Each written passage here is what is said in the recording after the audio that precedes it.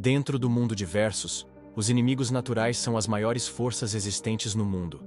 E para sobreviver, a humanidade criou o plano de fazer todos os 13 inimigos naturais lutarem entre si.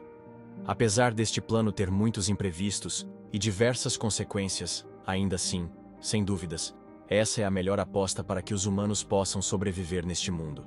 Neste vídeo, iremos recapitular todos os confrontos entre inimigos naturais causados pelos humanos do capítulo 1 ao 25, sejam eles diretos ou indiretos, além de comentar brevemente sobre como cada uma das lutas e ver qual inimigo saiu vitorioso. Dados os avisos, vamos começar. Demônios vs Robôs, capítulo 2 ao 4. A luta entre demônios e robôs aconteceu do capítulo 2 ao 4, iniciada após Hollow usar sua espada da coragem para acertar a cabeça de um robô evoluído que, por ter sido confundido, o mesmo ataca Kiva, o capitão do exército de Jati, iniciando assim o conflito e dando uma brecha para que os humanos ali presentes finalmente pudessem fugir.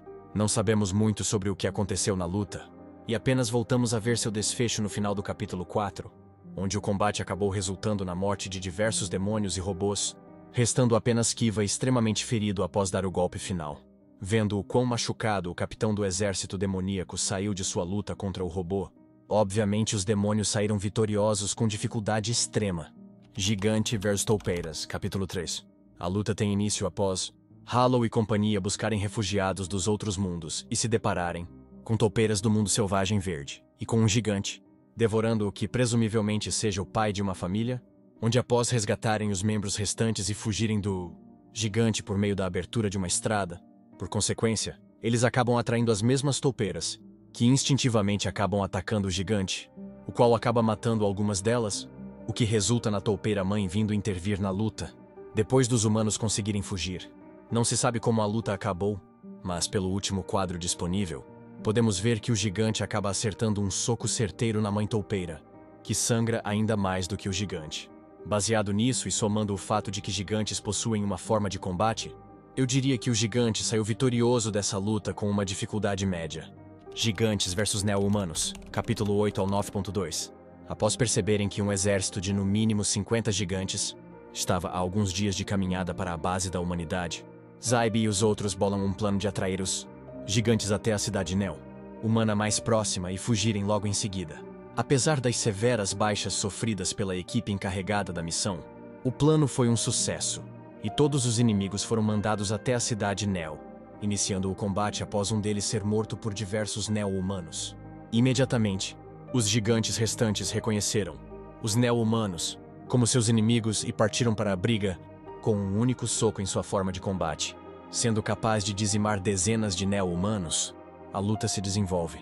Apesar da diferença de poder absurda de um gigante médio e um Neo-médio, a vantagem numérica dos humanos evoluídos é avassaladora, fora o fato deles não se importarem com as diversas baixas sofridas por ambos os lados.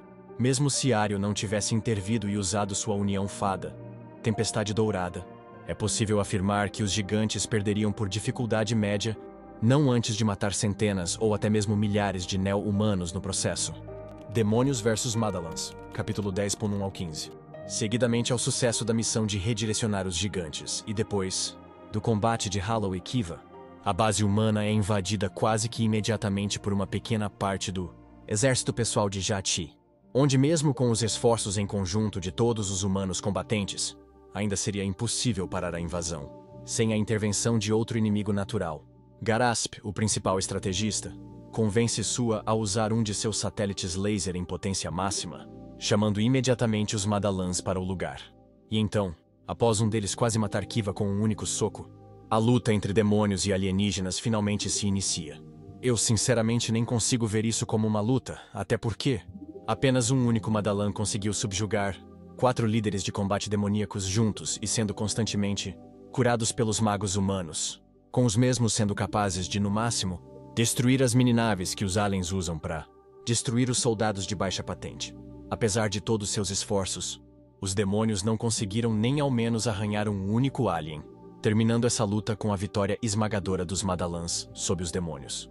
Kaiju vs Pau, capítulo 14.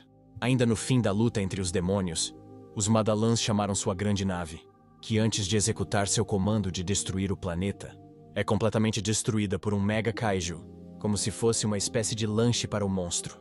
Vendo isso, Pau, um dos Madalans, convencido de que aquilo não era grande coisa, parte em direção de perfurar o cérebro da criatura, onde ele falha miseravelmente, sendo derrotado apenas por tentar machucar Daikoku-san.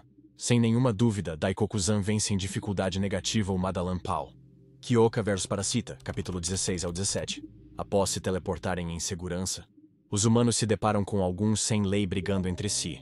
Mais tarde, descobrindo que eles estavam infectados pelo parasita, que se funde com outros 3 infectados e consequentemente mata 2 humanos do mundo dos gigantes.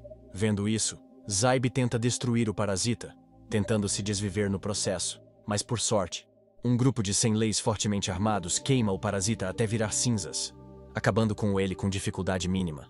Kyoka vs Ursa Tirana, capítulo 23 ao 24.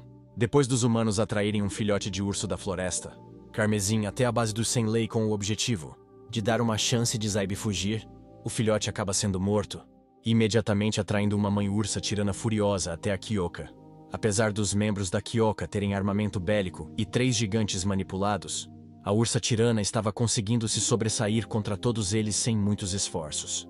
Vendo isso, o líder do Senlei, Rinri, opta por um armamento mais poderoso, usando uma esfera da alma, assim, absorvendo 50 almas humanas e as usando para criar a arma CAG-66, derrotando a ursa tirana com um único tiro. Analisando tudo o que foi mostrado nessa luta, é possível afirmar que os Senlei venceram com dificuldade média a ursa tirana. Kyoka vs Superworm, capítulo 24.2. Momentos após Rinri derrotar a ursa tirana, nos é revelado que ela havia sido infectada por um worm que imediatamente começa a absorver vários membros da Kyoka e os gigantes que eles haviam adquirido.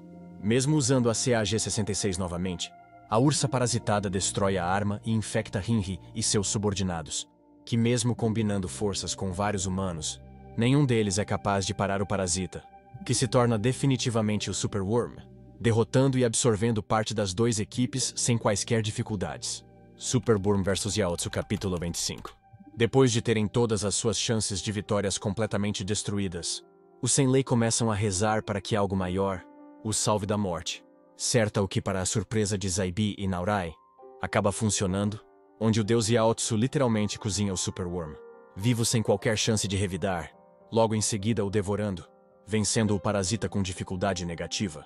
No momento, essas foram as únicas lutas causadas diretamente e indiretamente pelos humanos. Caso queiram, eu posso fazer vídeos separados das outras lutas, que aconteceram sem intervenção humana, que no caso são Jashi vs Gori e Uki, Jachi vs Gimbak e Gimbak vs Diganazal. Eu acredito que essas lutas têm conteúdo o bastante para vídeos separados, e se apoiam essa decisão, por favor comente e deem like no vídeo se possível. Obrigado por assistir até aqui e até a próxima.